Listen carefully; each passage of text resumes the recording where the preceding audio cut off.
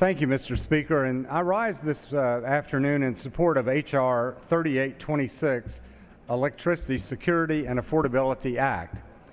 Recently, a constitutional law professor at George Washington University named Jonathan Turley issued a dire warning. Now, Professor Turley said that he voted for President Obama in the last election, that he agrees philosophically with President Obama on many issues, but he said that if left unchecked, the U.S. president could effectively become a government unto himself.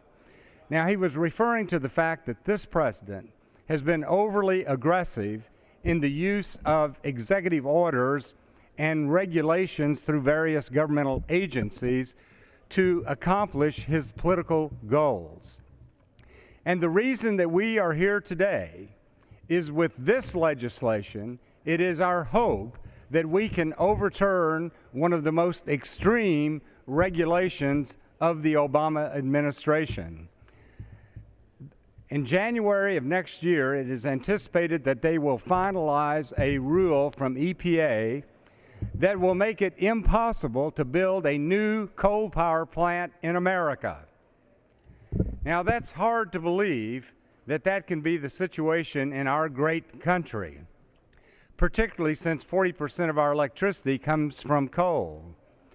The reason that it will be impossible to build a new coal-powered plant because of these new EPA regulations is the fact that the emission standards have been set so high, and I might add that it's pretty clear that those emission standards, the way they were set, violates the Energy Security Act of 2005. We've written a letter to EPA setting out our concerns. They still have not responded to us. We've talked to lawyers throughout the country who are ready to file a lawsuit if this happens, because it's impossible to believe that the 3 plants in America that they use to set the emission standards for new coal-powered plants, none of those plants are in existence today. None of them are operating today. So our legislation, we believe, is a reasonable approach to a serious problem for America.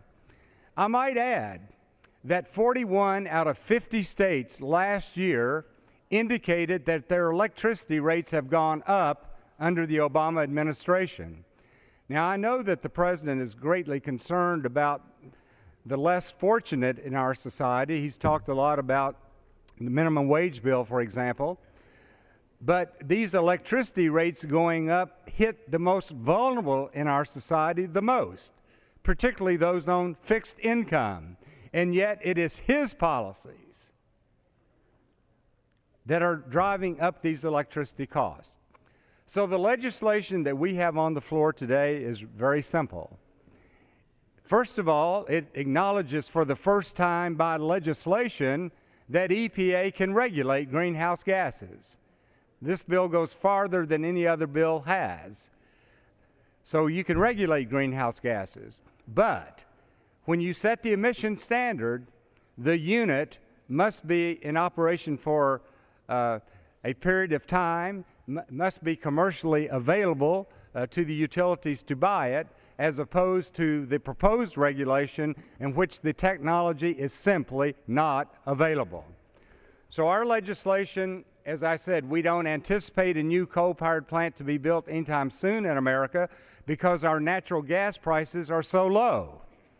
But in Europe, which is acknowledged as the green sector of the world, they mothball 30 gigawatts of gas-powered plants in the last 20 months because the gas prices coming from Russia are so expensive that it's raising their electricity rates to such an extent that it's damaging the area.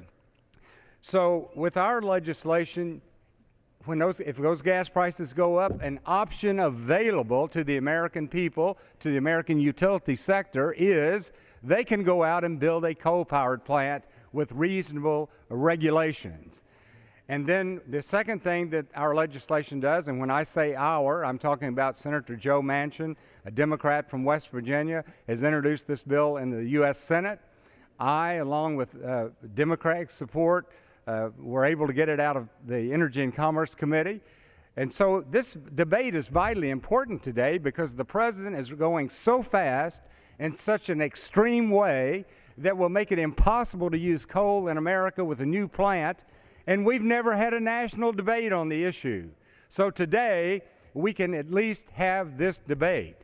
The second thing that our legislation does applies to existing plants. EPA said they're going to regulate existing coal plants, and we say go ahead and do it, set the standards, but Congress will set the effective date for that regulation.